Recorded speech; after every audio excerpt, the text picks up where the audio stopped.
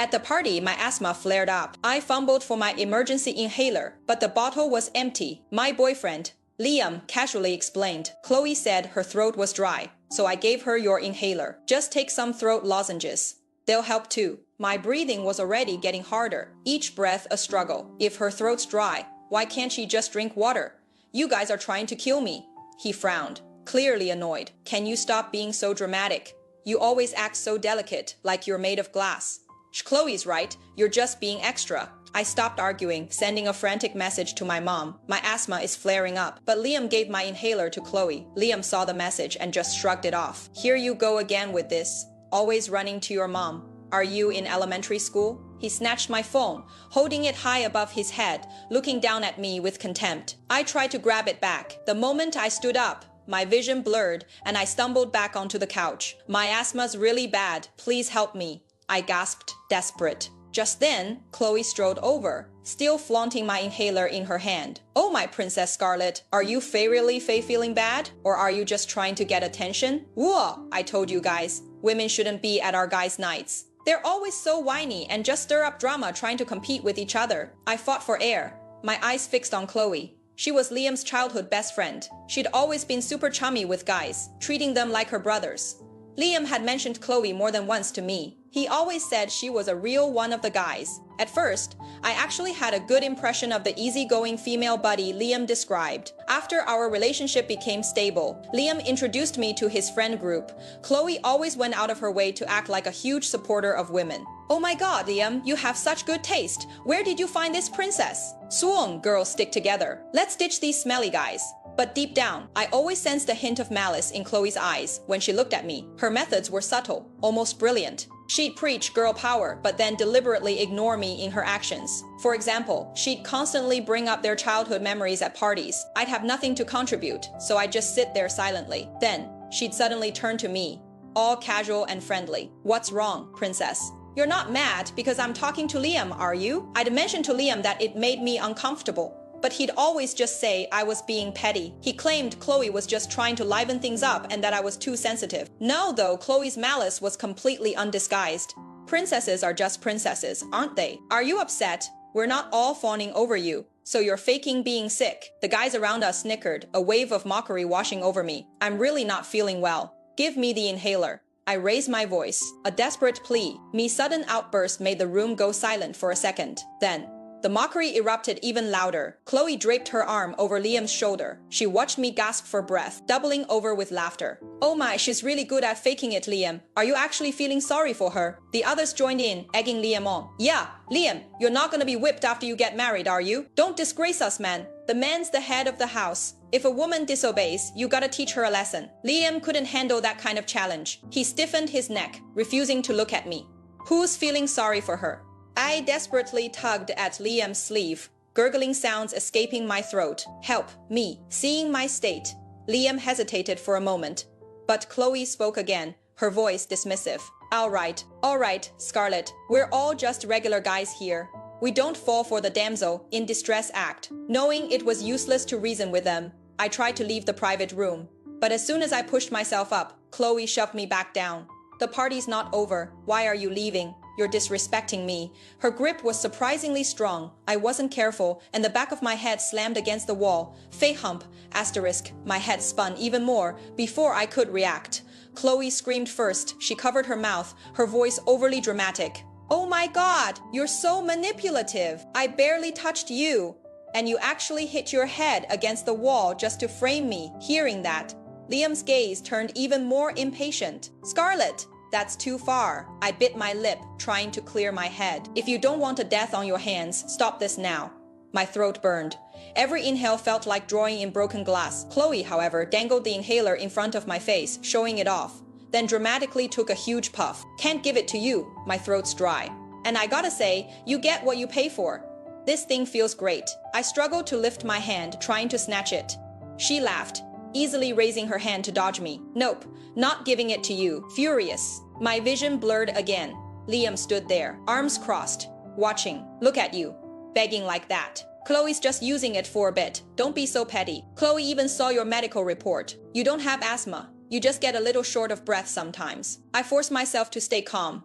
Liam, You've seen me have an attack before. Why would I lie to you? Before Liam could answer, Chloe interjected. To get attention. Obviously, in this day and age, there are always those attention seekers faking illnesses.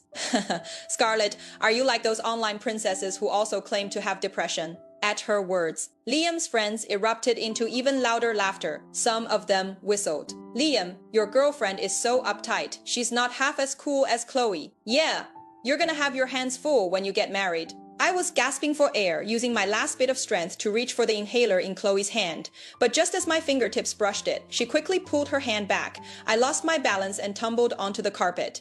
Oh my, she's really selling the act, Chloe exclaimed dramatically. Then she crouched down, whispering in a voice only I could hear. Hey, hurry up and die. You dying will make things perfect for me and Liam. She stood up, deliberately raising her voice. Scarlett, stop messing around. Get up. Everyone's waiting for you and Liam to take a toast together. Liam felt a flicker of concern. He stepped forward and helped me up. What's wrong with you? Are you really not feeling well? Help me.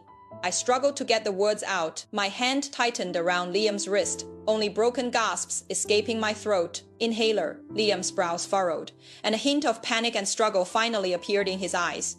He looked at Chloe. Chloe, maybe just give it to her. Chloe's face instantly dropped. She stubbornly hid the inhaler behind her back, stamping her foot in frustration. Liam, are you blind?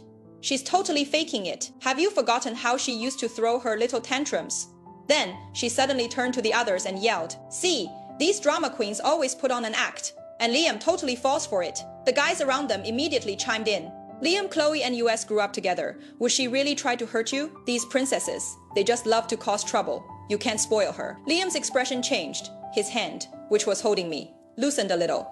I could feel him wavering. On one side was my agonizing pain. On the other, Chloe and his friend's manipulation. But her face looks really pale. Liam looked worried, his gaze falling on my bloodless lips. Chloe suddenly slapped her own forehead with an oops. Oh, I saw her go to the restroom earlier with a pad. She's probably just having bad period cramps. She said this, feigning concern for me. Scarlett, if you're just having cramps, why lie and say you're having an asthma attack? You're just unnecessarily worrying Liam. Hearing her, Liam visibly relaxed. His eyes, when he looked at me, were filled with reproach. You can't pull stunts like that again. You almost scared me to death. I didn't have much strength left. Thankfully, I had taken preventive medicine before leaving the house. Otherwise, with all their delaying, I would have been dead by now. Chloe, hiding behind Liam, smirked at me provocatively. Then she pulled a small bottle from her bag. Here, I have throat lozenges. Scarlett, isn't your throat bothering you? Pop one in. Without waiting for my consent, she shoved a throat lozenge into my mouth. The strong mint flavor rushed into my nasal passages, intensifying the burning sensation in my throat. I tried to spit it out, but she clamped her hand tightly around my jaw. Swallow it.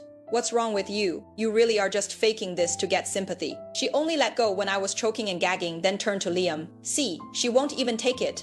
What else could it be but an act? Liam looked at me, then at the throat lozenge I had just spit out onto the floor.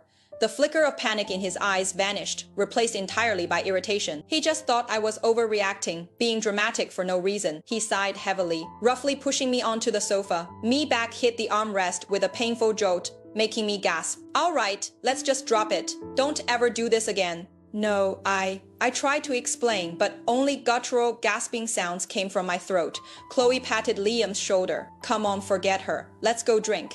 If no one pays attention to her, she'll be fine in a bit. Liam nodded. As he walked away, he cast one last glance at me. His eyes held only impatience and annoyance. No worry at all. He was pulled away by Chloe towards the crowd, not forgetting to toss a final instruction. Behave, don't embarrass me anymore. The surrounding group dispersed, joining Liam and Chloe to drink. I curled up in the corner, watching Liam and Chloe being egged on to take a toast together. Come on, cheers, cheers. Don't be a buzzkill, drink up. It's just a game, your girlfriend won't be that petty, right? Through my blurred vision, I saw Liam glance at me from a distance, then wrap an arm around Chloe and kiss her. I felt the air being slowly drained from my lungs. I truly couldn't breathe anymore. My phone lay on the floor where Liam had tossed it, but I didn't even have the strength to crawl towards it. In despair, I suddenly remembered that last month I had put an asthma pill in my bag. I mustered my last ounce of strength, reaching out to feel around me. My heart leaped when my fingertips brushed against the chain of my bag. I desperately clawed at the chain, pulling it out, the leather rustling against the sofa. The bag was still open. I fumbled inside. A single pill rolled out, falling onto the carpet. That's it. This was just an emergency slow-release pill. It wouldn't work as fast as the inhaler, but it could buy me a little more time. I was practically in tears. But just as I stretched out my hand and my fingertips were about to touch the pill, a high heel stomped down.